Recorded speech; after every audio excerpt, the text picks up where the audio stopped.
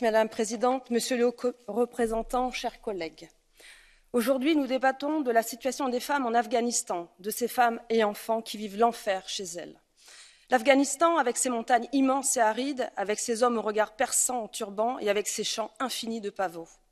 Nous avons grandi ou nous avons vieilli avec l'Afghanistan en guerre, avec l'URSS, avec Bernard Kouchner, avec le commandant Massoud et les talibans à la télévision, puis cet été avec les Américains qui ont fui du jour au lendemain cette terre de guerre.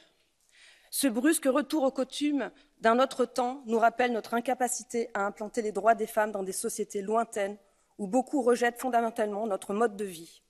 Qu'ont fait les Américains là-bas pendant toutes ces années? Croyaient-ils vraiment qu'en changeant le régime, ils pourraient changer l'ensemble de la société afghane? Ils ont laissé l'Afghanistan en ruine. Ils ont laissé ce pays aux mains des talibans.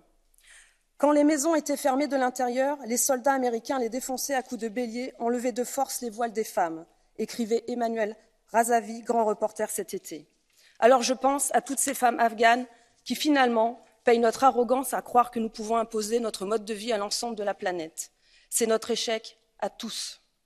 2 000 milliards de dollars ont été investis en Afghanistan par les États-Unis ces 20 dernières années, dont 500 milliards pour payer les intérêts de la dette.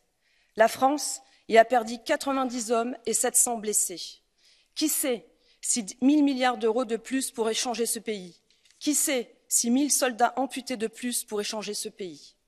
Je vois que des collègues organisent demain un flash mob en solidarité avec ces Afghanes. Vous pensez vraiment qu'un flash mob va changer ce pays? L'urgence est de gérer ces millions de réfugiés qui arrivent ici en Europe, notamment avec ces hommes qui viennent avec leurs coutumes d'un autre siècle et qui tentent de l'imposer à nos filles, nos sœurs, nos mères et même à ces Afghanes réfugiés. Je finirai avec ce fait divers atroce de novembre 2021. Un migrant afghan a été écroué en Isère pour tentative de viol d'une fille.